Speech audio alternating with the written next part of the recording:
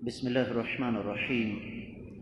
الحمد لله المنان أنزل القرآن خلق الإنسان علمه البيان وأرشده بنبيه بالهدى ودين الحق الداعي إلى رضوان. اللہ تعالیٰ کی توفیق اور اس ذات بابرکات کے فضل و کرم سے آج رمضان المبارک 1441 ہجری کی 22 تاریخ ہے اور ہم 22ویں پارے کا خلاصہ پڑھ رہے ہیں. 22ویں پارے میں سب سے پہلے سورۃ الاحزاب ہے، اس کے بعد سورہ سبا ہے، پھر سورہ فاطر ہے اور اس کے بعد سورہ یاسین ہے. ان میں سورۃ الاحزاب سب سے پہلے ہے اور یہ مدنی ہے. احزاب حزب کی جمع جس کا معنی گروہ. اس سے پہلے یہ تذکرہ ہو چکا ہے کہ اہل مکہ یہودیوں کی سازش میں آئے اور تمام کے تمام عربوں کو ساتھ لیا اور مدینے پر حملہ آور ہو گئے. غزوہ خندق جسے ہم کہتے ہیں. تو اس کا اصل میں پس منظر یہ ہے، لیکن چونکہ یہ مدنی سورہ مبارکہ ہے اور جب ہم مدنی سورہ مبارکہ کا تذکرہ کرتے ہیں تو ہمارے ذہن میں فوراً یہ بات آنی چاہیے کہ اس سورہ مبارکہ میں مسائل بیان ہوں گے.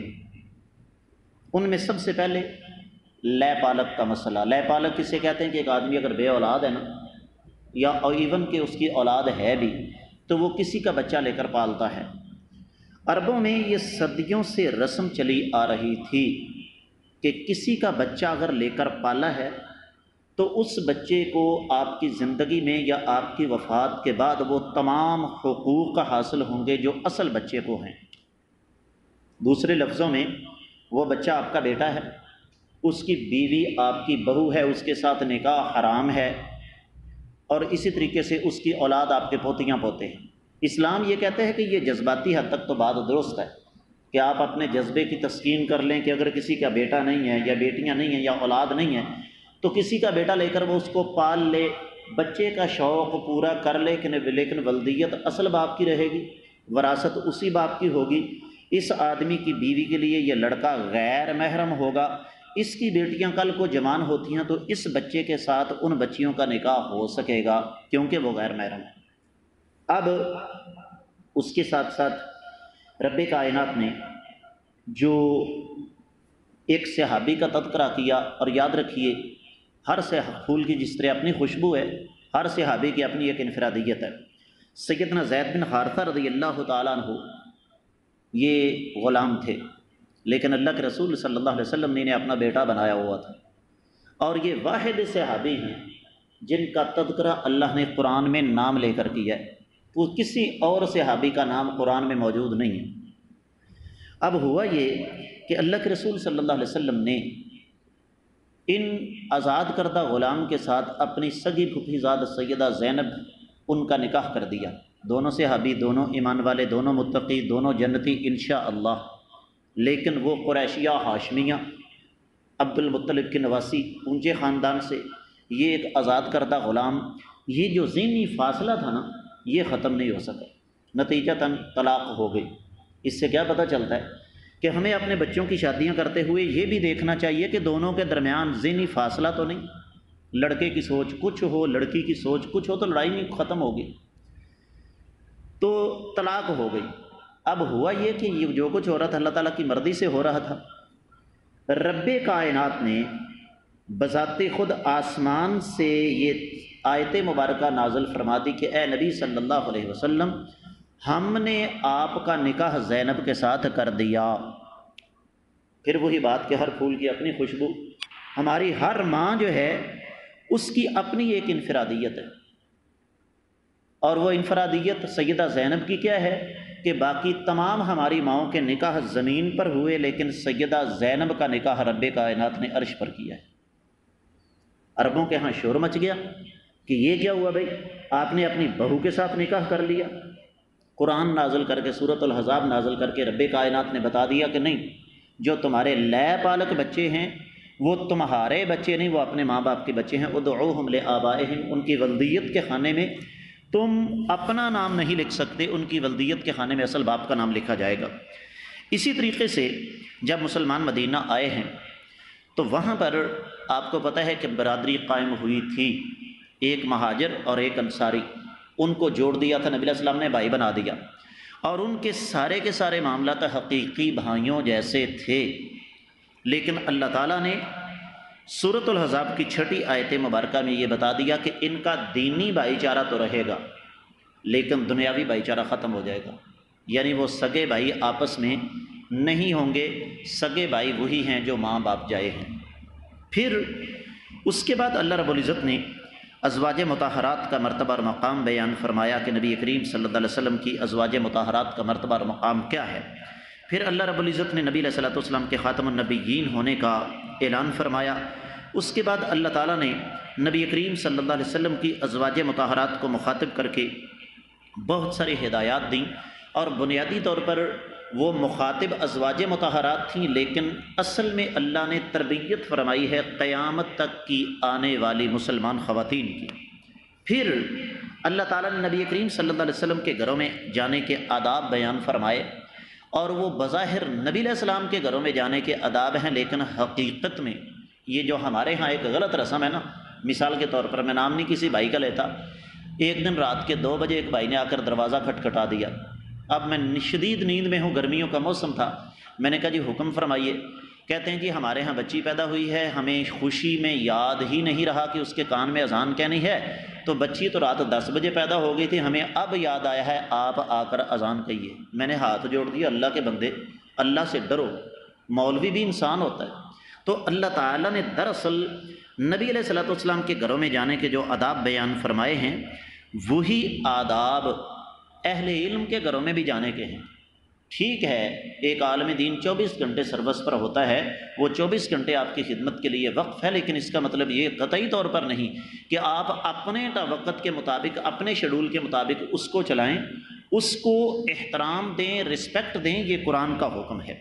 پھر پردے کے احکامات اللہ تعالیٰ نے بیان فرمائے، منافقین کا تذکرہ فرما دیا، نبی علیہ الصلوۃ والسلام پر درود و سلام بھیجنے جو ہے اس کی فضیلت بیان فرمائی ہے۔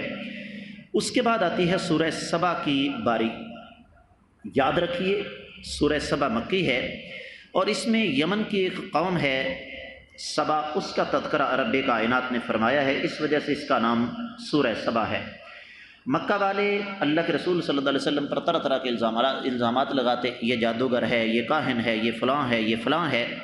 تو رب کائنات نے اس سورہ مبارکہ میں ان کا جواب دیا ہے۔ سب سے پہلے عقیدہ آخرت کا انکار کرنے والوں سے مخاطب کر کے رب کائنات نے فرمایا ہے کہ جو بدبخت یہ کہتے ہیں کہ قیامت نہیں آ سکتی، یہ میں رب کائنات عرش پر سے اعلان کرتا ہوں کہ یہ ضرور آئے گی، اور وہاں پر کیا ہوگا، ظاہر بات ہے نیکوکاروں کو بدلہ ملے گا، جو برے لوگ ہیں ان کے لیے جہنم ہے۔ پھر اللہ رب العزت نے قرآن کی شان بیان فرمائی ہے کہ قرآن علم و حکمت پر مشتمل کتاب ہے، اور شکر اور ناشکری کا تقابل اللہ نے کیا کہ انسان جب شکر کے راستے پر چلتا ہے تو اللہ تعالیٰ مزید نعمتیں عطا فرماتے ہیں، اور اگر انسان ناشکری کے راستے پر چلے تو رب کائنات پھر اس کو سخت قسم کی سزا دیتے ہیں۔ بیان کیا ہے واقعہ اللہ تعالیٰ نے سیدنا داؤد علیہ الصلوۃ والسلام اور سیدنا سلیمان علیہ الصلوۃ والسلام کا، کہ رب کائنات نے پرندوں پہاڑوں کو سیدنا داؤد علیہ الصلوۃ والسلام کے لیے مسخر کر دیا، ان کے ہاتھ میں لوہے کو نرم کر دیا۔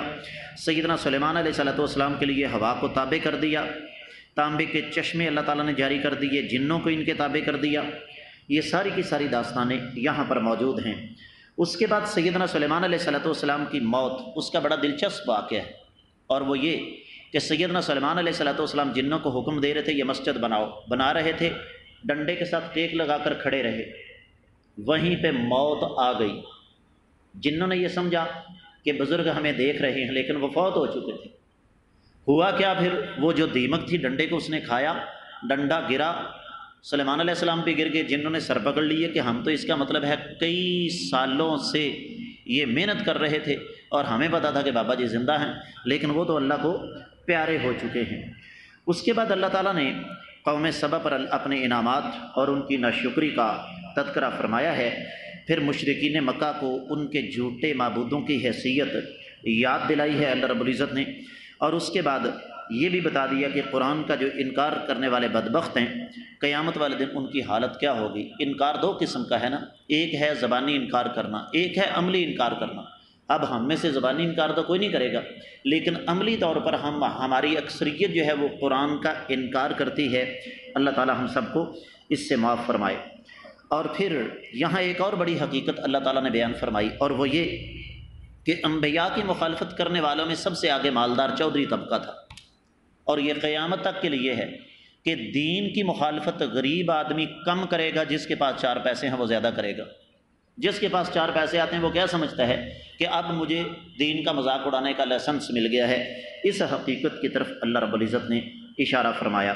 اور آخری بات جو اللہ تعالیٰ نے اس سورہ مبارکہ میں بیان فرمائی وہ یہ ہے کہ باطل ہمیشہ ہمیشہ کے لیے مٹ جائے گا۔ یہ طے شدہ بات ہے کہ اللہ رب العزت نے حق کو غالب کرنا ہے۔ اس کے بعد سورہ فاطر شروع ہوتی ہے۔ یہ سورہ مبارکہ نبی کریم صلی اللہ علیہ وسلم کے مکہ میں قیام کے تیسرے دور میں نازل ہوئی۔ یہ اس دور کی بات ہے جب مکہ والوں کی سازشیں عروج پر تھیں۔ رب کائنات نے اس سورہ مبارکہ میں ان سازشوں کو بے نقاب کیا ہے۔ سب سے پہلے رب کائنات نے اپنی نعمتوں کا تذکرہ فرمایا، اور نعمتیں کتنی ہیں جن کو انسان شمار نہ کر سکے۔ پھر فرمایا کہ مشرکین کے معبود جو ہیں وہ بے بس ہیں۔ طے شدہ بات ہے، جو بیچارہ زمین کے اندر 3 فٹ نیچے دفن ہے وہ تو اپنے لیے کچھ نہیں کر سکتا، ہمارے لیے کیا کرے گا؟ چاہے اس کا بت بنا لیں، چاہے اس کو بھگوان بنا کے سامنے رکھ لیں، چاہے وہ اس کے اوپر قبر مزار درگاہ یا قبہ بنا لیں۔ پھر ہوتا یہ تھا کہ جو لوگ نبی علیہ الصلوۃ والسلام کی دعوت سے متاثر ہوتے، مکہ والے ان کا مذاق اڑاتے، تم تو بھوکے ننگے ہو، تم تو فقیر ہو۔ تو رب کائنات نے اعلان فرما دیا، یہ بات یاد رکھو کہ ساری کی ساری کائنات اللہ کے در کے فقیر ہے۔ اور یہ بات میں نے اپنی آنکھوں سے دیکھی۔ ان آنکھوں سے عملی طور پر جب میں نے حج کے میدان عرفات میں سعودی عرب کے سابقہ بادشاہ ملک فہد بن عبدالعزیز کو ہاتھ اٹھا کر اللہ کے سامنے روتے ہوئے دیکھا، میں نے کہا یہ وہ بندہ ہے جو الریاض کے اندر بیٹھا ہوا صرف ایک جملہ بولتا ہے، صلو صلاۃ الاستسقاء، نماز استسقاء پڑھو بارش کے لیے۔ پتہ نا آپ کو سعودیہ میں بارش نہیں ہوتی، نماز پڑھنا پڑتی ہے۔ اس کا ایک جملہ الریاض سے 2000 کلومیٹر دور تبوک کے ایک دیہات کی مسجد تک پہنچ جاتا ہے، اور وہاں نماز استسقاء شروع ہو جاتی ہے۔ لیکن کس قدر بے بس ہے کہ ہاتھ اٹھائے اللہ کے سامنے مانگ رہا ہے۔ اسی طریقے سے اللہ تعالیٰ نے یہ بھی فرما دیا کہ ایمان اور کفر کا نتیجہ یکساں نہیں ہو سکتا۔ اللہ رب العزت نے پھر کائنات میں اپنی نشانیاں ہمیں دکھائی ہیں، اور ساتھ یہ بھی سمجھایا کہ بے شمار لوگ ہیں جو ہدایت سے اس وجہ سے پیچھے رہ جاتے ہیں کہ ان کے اندر حسد آ جاتا ہے۔ اب حسد اور رشک میں فرق بھی بتا دوں۔ رشک یہ ہے کہ اللہ نے جو نعمت آپ کو بھی دی ہے اللہ مجھے بھی دے دے۔ حسد یہ ہے کہ جو نعمت آپ کے پاس ہے وہ آپ سے چھن جائے اور مجھے مل جائے۔ حسد منع ہے، رشک جائز ہے۔ اللہ کے خزانے کھلے ہیں، اللہ جس کو مرضی عطا فرمائے۔ پھر اللہ رب العزت نے سابقہ اقوام کی تباہیوں کا تذکرہ فرمایا، اور فرمایا کہ اس سے تم لوگ نصیحت حاصل کرو۔ تو حاصل کلام یہ ہے کہ یہ ہمارا 22واں پارہ، کیونکہ سورہ یاسین کا کچھ حصہ 22ویں پارے میں ہے، اس پر ہم انشاءاللہ کل بات کریں گے۔